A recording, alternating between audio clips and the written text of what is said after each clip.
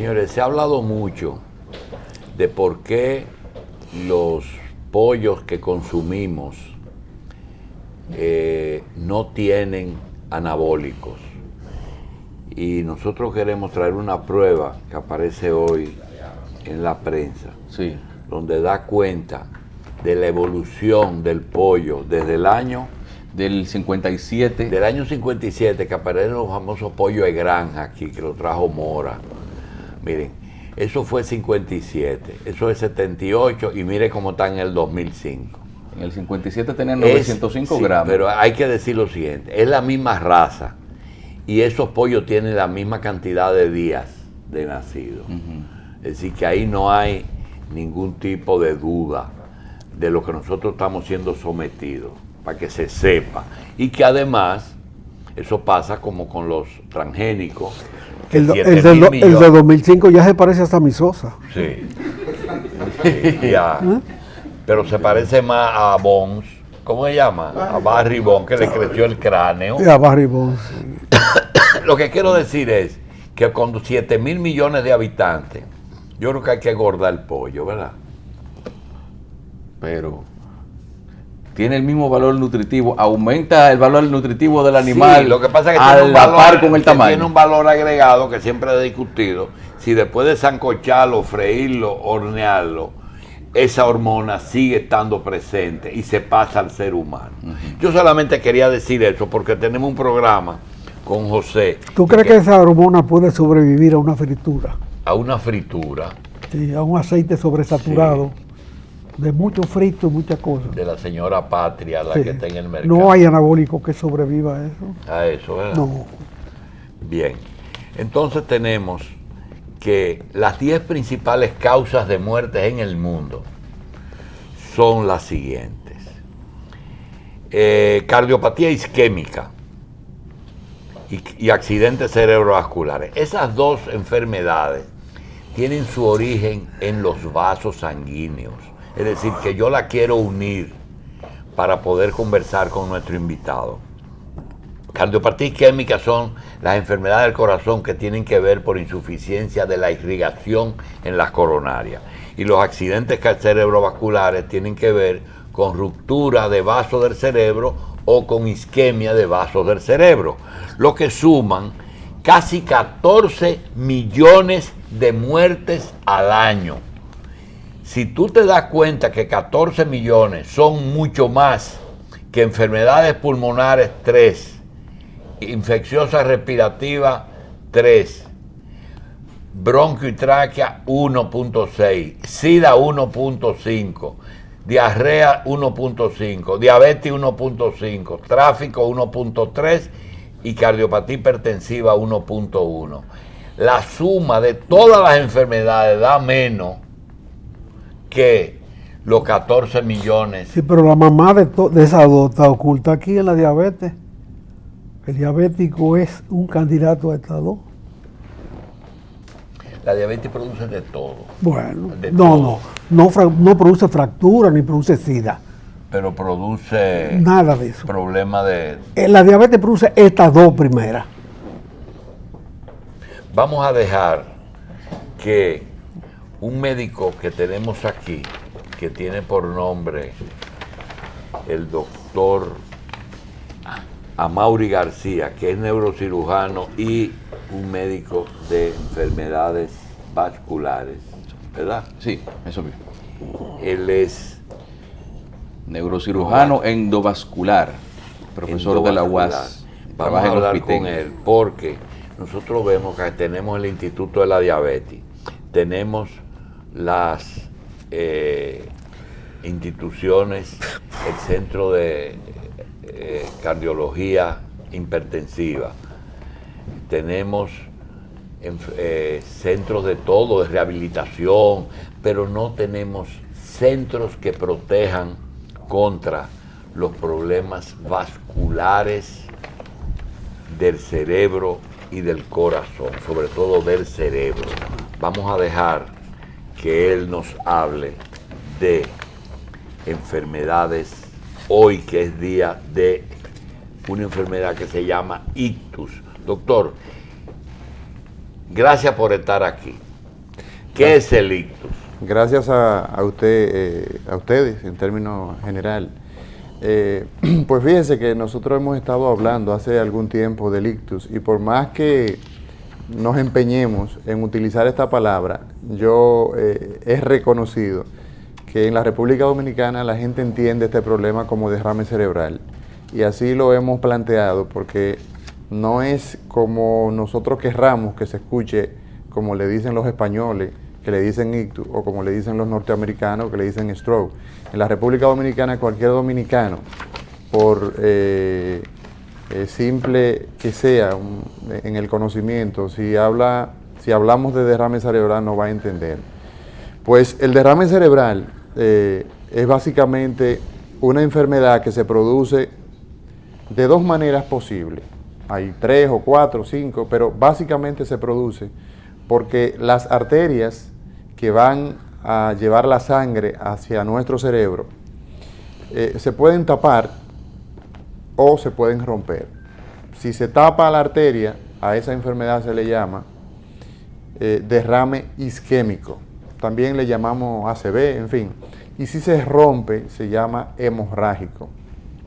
Tanto en uno como en otro, la causa, el factor principal de riesgo es la hipertensión. Y por ejemplo, aquí tenemos una imagen donde podemos ver una arteria cerrada con un coágulo y obviamente que eso significa que el flujo hacia el cerebro, fíjese don Julio y don Israel, Alonso, fíjese esa parte roja, esa parte es una parte que está bien, recibiendo su sangre adecuadamente, pero esa que se ve azul significa que está isquémica. Eso es básicamente lo que ocurre en un segmento. Entonces, el 80% de los derrames cerebrales se deben a que se tape una arteria. El 20% restante es por ruptura. En el día de hoy, a nivel mundial, se celebra la lucha contra el derrame cerebral. ¿Por qué razón? Porque, como usted bien decía, y usted hace la cosa muy fácil, porque a uno le organiza las cosas. Usted dice que el corazón mata alrededor de unos 10, 11 millones de personas a nivel mundial. Esos son datos de la Organización Mundial de la Salud. Usted tiene que el cáncer de pulmón es la segunda causa de muerte y el derrame cerebral es la tercera causa de muerte. Pero si eso no es suficiente, el derrame cerebral es la primera causa de invalidez. Y a diario nosotros vemos en nuestra consulta, ya en Hospiten, vemos pacientes que llegan y desafortunadamente, debo decirle que llegan ya con el problema encima. Doctor, los cerebrovasculares es la segunda causa de muerte. A nivel de... Está casi junto con la del corazón. Sí, porque es la misma entidad y usted sabe como médico que cuando tenemos una enfermedad vascular, esto no es solamente de un vaso, es todo un sistema. Entonces esa grasa se va acumulando y se acumula en las extremidades, en las arterias de las extremidades, y vienen entonces las claudicaciones, los problemas periféricos, y cuando se aloja a nivel de la coronaria, pues viene el problema del infarto. Cuando va hacia el cerebro, pues provoca el problema de el derrame cerebral. Entonces, doctor, y eso que dicen en las universidades, que a veces uno encuentra un profesor que te dice a ti, todo el mundo muere del corazón, ¿hasta dónde eso es cierto? Bueno, fíjese que yo me reía mucho en días pasados. Porque José dice, todo el mundo muere de diabetes, yo digo, todo el mundo no, muere del corazón. Yo no dije eso. A mí no me gusta, la diabetes genera lo otro. A mí no me gustaría estar en contradicción con ustedes, porque ustedes saben mucho y saben de todo. Pero no sabemos medicina. ¿Cómo que no? Sabe medicina es usted. Bueno, pues muchas gracias. Fíjese, eso que usted dice, don Julio, de que usted busca un reporte, un acta y dice paro cardiorrespiratorio. Obviamente, todo el que se muere se le para el corazón. Ahí se acaba el juego, el noveno inning, el lado 27. Entonces, esa es una forma incorrecta de llenar los reportes médicos. Pero volviendo con el tema que nos ocupa, le decía que el problema principal hoy día es que a nivel mundial, esta enfermedad, como vivimos más, la expectativa doctor, de vida... Escúcheme, doctor. Señor. Usted trata un tema que es sumamente importante, quizá más importante de lo que mucha gente. Cuando usted coge un acta de defunción y ve que el paciente, las causas dicen, murió a causa de paro cardíaco, a consecuencia de hemorragia cerebral, causada por una enfermedad vascular periférica. Es decir, esas son las tres cosas de que usted está hablando. Perfecto. Entonces, ¿qué ocurre, don Julio? Mire, vuelvo y le reitero que usted hace la cosa muy fácil. Porque ese sujeto que usted lo pone como paro cardiorrespiratorio, dice la Organización Mundial de la Salud, a través de la oficina de nosotros en esta región, la Panamericana, que en la República Dominicana existe un 45% de subregistro. ¿Eso qué significa? Que de 100 pacientes que llegan a cualquier centro de salud público, hay 45, y en un buen dominicano, barato, bajito me lo hallo, como diríamos los dominicanos, porque creo que es un poquito más, que no se registran, que no se documenta, y eso obviamente que trae un problema ya de orden, digamos que estadístico. Pero volviendo al caso que nos ocupa, en el día de hoy nosotros iniciamos una campaña. En este momento están un grupo de estudiantes, de profesores en diferentes lugares, como por ejemplo algunas intersecciones como avenidas. Creo que Alonso tiene un esquema.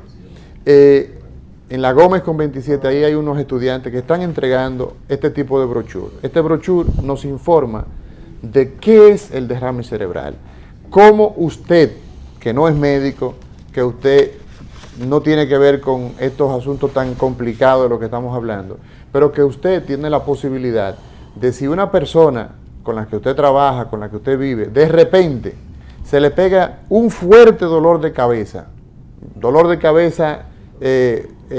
insoportable, ese dolor de cabeza insoportable y repentino, ese dolor de cabeza es un derrame cerebral hasta que usted demuestre lo contrario.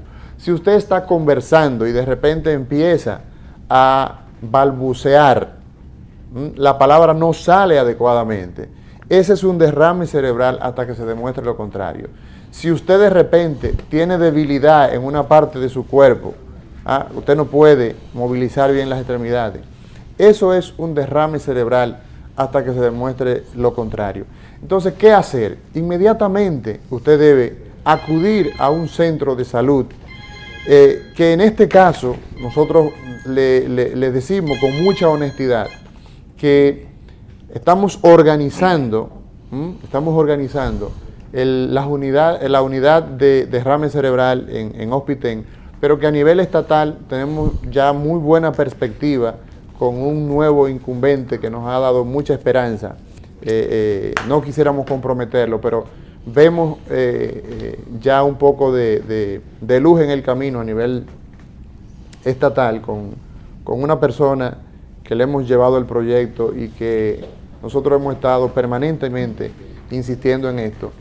Entonces, esa persona debe ser llevada a una sala de emergencia y rápido debe hacerse una tomografía.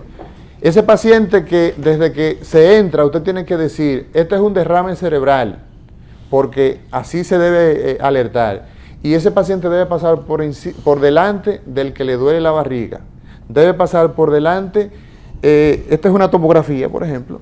Este estudio nos permite a nosotros, les decía, que ese paciente tiene prioridad por encima de cualquiera que esté ahí, excepto que sea un infarto, obviamente. Si no es un infarto cardíaco, el derrame cerebral tiene prioridad, ¿ok? Y tiene prioridad ¿por qué? Porque el cerebro, cada minuto que pasa, se mueren casi 2 millones de neuronas, 12 kilómetros de fibras nerviosas.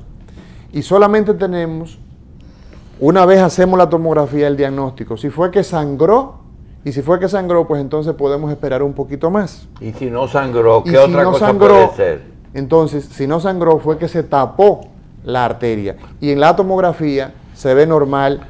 ¿Cuál es la razón de que él sangró? Señor. ¿Por qué sangra? Bueno, hay varias causas. Primero es la hipertensión, un vaso ya de mala calidad por la arteriosclerosis de los años, pues la hipertensión, personas que no se toman su medicamento, diabéticos que tienen fragilidad en los vasos, que son vasos de mala calidad. No puede ser un vaso de buena calidad que usted le meta demasiada presión arterial.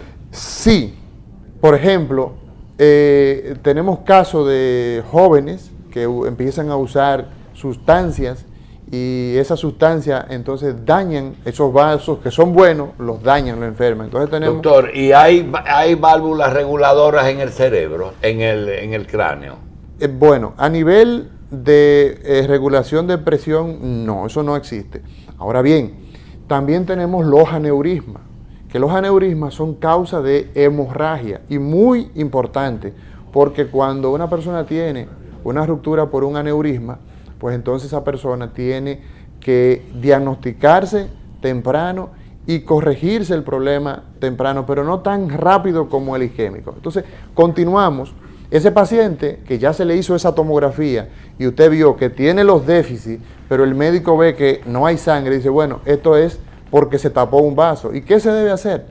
Pues se debe colocar un medicamento en las venas que disuelve el coágulo y entonces ese paciente tiene chance hasta de un 45 hasta 50%, dicen algunas series, de volver a recuperar su función neurológica. Hay un pequeño grupo de esos pacientes que pudieran sangrar a consecuencia de ese medicamento, pero es muy mínimo y justifica el riesgo, es más o menos entre un 2 y un 6%. Entonces, básicamente, en el día de hoy esa es la información que nosotros tenemos. Este lazo es el lazo que se está internacionalmente utilizando para promover el derrame, la lucha contra el derrame cerebral. ¿Quién dirige esa lucha aquí en el país, doctor? Un servidor. Hasta ahora estamos pues básicamente motivando a que los pacientes que han sufrido de esta condición, los familiares, nuestros estudiantes, las autoridades y personas como ustedes bien intencionadas que conocen de los problemas que representa, porque fíjense una cosa, don Julio, y don Israel y Alonso, fíjense, y pueblo dominicano, yo día tras día en Hospitén veo casos que son desgarradores. Le narro algo muy simple. Un señor de 51 años con una hija de 27 años. Ese señor sale a trabajar todos los días, es hipertenso, es diabético, pero bueno, ¿quiénes no lo somos? A los 51 años hay mucha gente que tiene esa condición, pero de vez en cuando él se descuida con los medicamentos, pasan un par de días, dura 5 meses sin ir donde su diabetólogo, y este señor hace un derrame cerebral. La vida le cambia de un momento a otro, porque le digo que todos esos síntomas que mencionábamos es que esa persona le ocurre en el momento, se le fue la luz. Y ese señor entonces pasa de ser un hombre productivo que está pagando la hipoteca de su casa, que cuando hay un sonido en el patio sale con el revólver, o sea que defiende su casa, un hombre funcional, pasa a ser un hombre dependiente, que esa hija de 27 años tiene que, siendo hija única por ejemplo, tiene que renunciar a su trabajo para cuidar a su papá. Entonces el derrame cerebral traduce un problema personal, pero un problema familiar, y al final se traduce en un problema social que el Estado Dominicano hasta ahora no ha sido lo suficientemente responsable en enfrentar, y que nosotros con gran humildad le decimos, nosotros estamos en la disposición de contribuir a que el derrame cerebral tenga lugares de referencia con personas calificadas, con personas preparadas como neurólogos vasculares, como neurocirujanos endovasculares, como un servidor, como médicos internistas preparados, enfermeras entrenadas. Esto es una situación que desde que se produce, todo el mundo tiene que estar en atención, dejar lo que está haciendo. ¿Dónde está el centro más calificado para tratar los hemorragias? Hasta ahora nosotros estamos organizando la unidad de derrame cerebral en Hospitén, Pero nuestro interés es que también se involucre el Estado Dominicano. Entonces, en Hospitén estamos, hay un grupo de neurólogos, un grupo de enfermeras, de personas que nosotros hemos ido entrenando, y un servidor que soy neurocirujano. Si el 911 es llamado para un accidente cerebrovascular y no lo quieren llevar a un centro privado, ¿dónde usted recomienda que es la institución privada de mayor calificación? Bueno, si la distancia lo permite. Esa es La pública. Entiendo, sí, la pública. Entiendo que esa es una pregunta muy difícil que usted me ha hecho de contestar. Y usted dirá, pero ¿por qué? Porque no tenemos a nivel estatal un centro que disponga de una unidad que usted va en este momento y está todo. Ojalá que alguien nos desmienta y nos diga, mire, eso no es así. Nosotros, por ejemplo, en tal hospital estamos preparados de todo, tenemos fibrinolítico, tenemos todo esto. Si se está organizando, que yo entiendo que se debe estar organizando, porque obviamente que nosotros hemos estado trabajando con varios médicos, ¿sí, don Israel? Y la unidad que se está instalando o que se ha instalado en Secanot no suple esa necesidad. Hasta ahora, la unidad de Secanot es una unidad muy holísticamente muy integral, pero por una razón de que, por ejemplo, el fármaco, el fibrinolítico, el que disuelve, hace escasamente unos 4 meses es que llega al país. Hasta ahora nosotros no tenemos conocimiento que se haya echado a andar, pero obviamente que ese grupo, que es un grupo sumamente laborioso, que es un grupo que está haciendo las cosas muy bien hace muchos años, formado por neurocirujanos, por un neurocirujano de mucha experiencia, el doctor Puello, como el doctor Cleto Ramírez, neurocirujano, o sea, allí está el doctor Sánchez, pediatra, hay una gran cantidad, hay neurólogos. Pero siendo honesto, que creo que es lo que usted me está preguntando, hasta ahora no tenemos unidades a nivel estatal. Sí, les reitero que hemos hablado con un nuevo incumbente y nos ha dado muchas luces y mucha esperanza. Pero bueno, mientras tanto lo importante es que sepamos que hay lugares para acudir. En este momento estamos... Doctor, ¿qué diferencia hay entre una resonancia magnética y una tomografía axial computarizada? Bueno, en esencia son estudios imagenológicos. La tomografía fue descubierta por Hounsfield en el 1972, un inglés, que básicamente lo que utiliza es los rayos X, pero incorpora el ordenador, o sea, el computador, y lo que hace son reconstrucciones, pero el principio son los rayos X. En cambio, la resonancia magnética es un estudio también de imagen, que básicamente lo que hace es que usted toma, por ejemplo, una manzana y usted la somete a un resonador y usted puede ver el contenido. El principio es el campo magnético en el cual se somete un cuerpo, y entonces eso permite imágenes de alta fidelidad. La resonancia tiene las grandes ventajas sobre la tomografía, que da mucha precisión en términos de resolución. Sin embargo, la tomografía tiene sus indicaciones, y hay situaciones, por ejemplo, donde ustedes han escuchado que yo he hablado de tomografía en los casos de los derrames y no de resonancia. ¿Por qué? Primero, porque la tomografía que vemos acá es un estudio que permite ser fácil, rápido, y es muy sensible si hay sangre reciente. ¿Dónde se consigue, que no la tiene usted, la información de cuáles centros tienen esos dos equipos? Uno no da mucha vuelta. Bueno, Hospiten tenemos, por ejemplo, los servicios grandes como Hospiten tienen tomografía y tienen resonancia. Secanot tiene las dos cosas ahí. Sí, cómo no, claro, bien. Así es. Una pregunta que yo tenía, pues, en esas obstrucciones en las arterias que pueden causar el derrame, esas son cosas que, por ejemplo, si ya la obstrucción está a punto de, o sea, ya está casi obstruida la arteria, ¿hay alguna forma de evitar que eso siga el tránsito inevitable hacia el cerebro? O si hay alguna forma, vamos a decir, de revertir esa condición de la arteria. Correcto. Interesantísima pregunta, Alonso. Fíjese, precisamente lo importante aquí es que las personas sepan identificarlo. Y si lo identifican, entonces sepan llevarlo rápidamente. Pero cuando una persona llegó tarde, por ejemplo, porque ya pasaron esas 4 horas y ya no se puede poner ese disolvente, entonces nosotros tenemos la posibilidad, a través de la vía endovascular, donde pinchamos la arteria femoral, llegamos hasta donde está, hacemos un estudio, echamos un tinte y vemos entonces el lugar que se ve que no pasa más. Y entonces podemos retirar el trombo, el coágulo, con unos dispositivos.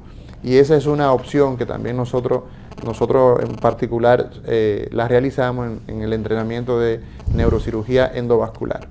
¿Cómo se llama? ¿Trombectomía o embolectomía? Se hace trombectomía y también se puede hacer fibrinolisis intraarterial, o sea, podemos ir y echar medicamento directamente para disolverlo o podemos retirarlo.